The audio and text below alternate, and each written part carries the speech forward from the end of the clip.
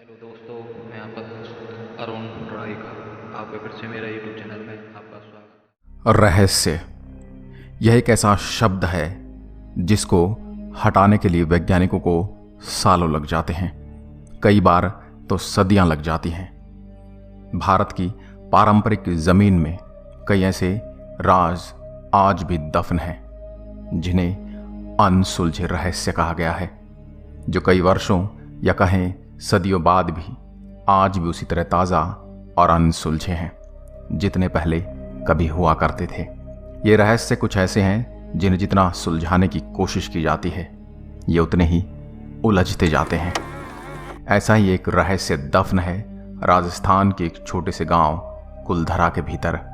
कोई कहता है कि कुलधरा की भूमि पर सैकड़ों वर्षों से भटकती आत्माओं का पहरा है, और कई लोग ये मानते हैं कि एक श्राप ने इस स्थान की भाग्य रेखाएं बदल दी। जैसलमेर से करीब 18 किलोमीटर दूरी पर स्थित कुलधरा नाम का एक छोटा सा गांव है। सन 1291 के आसपास रईस और मेहनती पालीवाल ब्राह्मणों ने 600 घरों वाले इस गांव को बसाया था। यह भी माना जाता है कि कुलधरा के आसपास 84 गांव थे। इन सभी में पालीवाल ब्राह्मण ही रहा करते थे। ये ब्राह्मण न सिर्फ मेहनती बल्कि वैज्ञानिक तौर पर भी सशक्त थे, क्योंकि कुलधरा के अवशेषों से यह स्पष्ट अंकित होता है कि कुलधरा के मकानों को वैज्ञानिक आधार से बनाया गया था। पालीवाल ब्राह्मणों का समुदाय सामान्यतः खेती और मवेशी पालन पर निर्भर करता था। इन्होंने सिंचाई के लिए एक विशेष प्रबंध किया हुआ था। जिप्सम की परत बारिश के पानी को भूमि में अवशोषित होने से रोकती है, और इसी का सहारा लेकर ये लोग पानी को इकट्ठा करते थे, और इस पानी से पालीवाल ब्राह्मण अपने खेतों को सींचा करते थे। लेकिन ऐसा क्या हुआ जो हंसते खेलते 84 गांव के लोग अचानक बस एक रात में ही अपना घर, मकान, खेती सब कुछ छोड़कर जाने के लिए मजबूर हो गए? इसी सवाल से जुड़ी है कुलधरा की रहस्यमय दास्तान, जिसका संबंध कथित तौर पर श्राप और बुरी आत्माओं से है। लेकिन इसके अलावा भी यहाँ बहुत कुछ घटित हुआ है। आज के समय में कदाचित किसी को किसी की परवाह नहीं, लेकिन जिस समय की बात हम यहाँ कर रहे हैं वो समय सिर्फ अपने नहीं बल्कि एक दूसरे के बारे में सोचने का था। खुशहाल जीवन जीने वाले पालीवाल ब्राह्मणों पर वहाँ के दीवान सालम सिंह की बुरी नज़र पड़ गई, या यूँ कहें सालम सिंह की नज़र इस गांव को लग गई। सालम सिंह को एक ब्राह्मण लड़की पसंद आ गई और वह हर संभव कोशिश कर उसे पाने की कोशिश करने लगा। जब उसकी सारी कोशिशें नाकाम होने लगी तब सालम सिंह ने गांव वालों को यह धमकी दी, या तो पूर्णमासी तक वो उस लड़की को उसे सौंप दे या फिर वह स्वयं उसे उठा कर ले जाएगा। गांव वालों के सामने एक लड़की के सम्मान को बचाने की चुनौती थी। वे चाहते तो एक लड़की की आहुति देकर अपना घर बचाकर रख सकते थे, लेकिन उन्होंने दूसरा रास्ता चुना।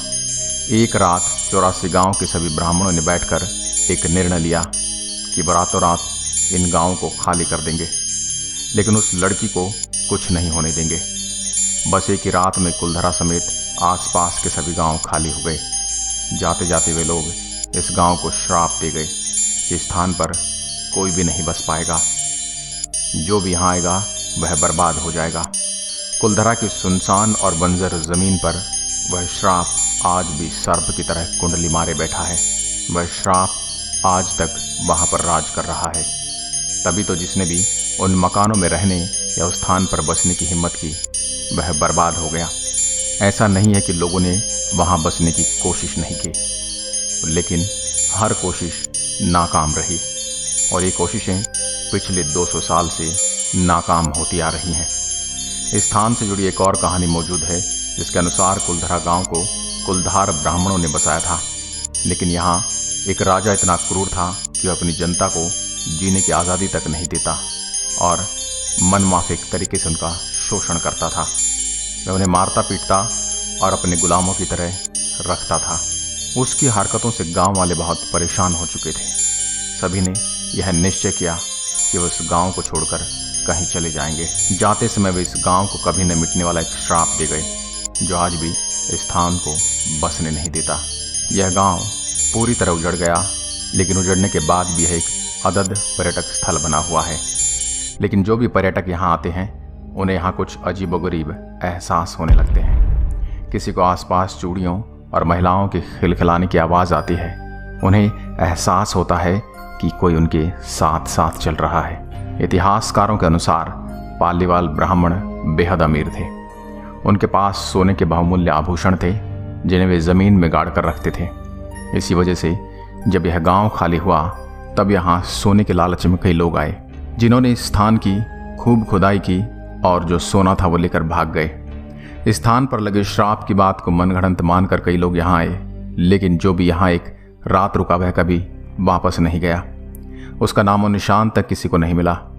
कुलधरा से जुड़ी कहानियाँ भटकती आत्माओं के श्राप के बारे में बहुत कुछ कहती हैं, लेकिन वास्तुशास्त्री इस विषय पर अपनी अलग ही राय रखते हैं। वास्तुशास्त्र के ज्ञाताओं का कहना है कि कुलधरा के नैऋत्य कोण में पूरे साल बारिश होने की वजह से लगातार नमी रहती है और काई भी जमी हुई है।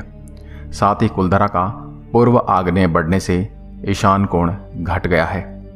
वास्तुशास्त्र के अनुसार ऐसे स्थान जिनका नैऋत्य कोण नीचा, नमी से ओतप्रोत और पानी का जमाव रहता हो, काई जमी हुई हो, नैऋत्य कोण के दक्षिण या पश्चिम भाग में बढ़ाव हो जिस कारण यहाँ हवा का प्रवाह बाधित हो, ऐसे स्थान पर अत्यधिक नकारात्मक ऊर्जा उत्पन्न हो जाती है। नैऋत्य कोण के वास्तु दोषों के साथ यदि ईशान कोण में भी वास्तु दोष हो यानी ईशान कोण में भी कमी हो, जैसे कि ईशान कोण का दबा, कटा या घटा होना इत्यादि को, नैऋत्य के इस वास्तु दोष में और ज़्यादा वृद्धि होती है। इन सभी कमियों की वजह से वहाँ उत्पन्न हुई नकारात्मक ऊर्जा को कभी कभार भूत प्रेत या बुरी आत्माओं का नाम दे दिया जाता है। यह नकारात्मक ऊर्जा वहाँ जाने वाले या वहाँ रहने वाले मनुष्य को बेचैन करती है और यही कारण है कि इस जगह पर कोई भी आज तक बसने की सफल कोशिश नहीं कर पाया।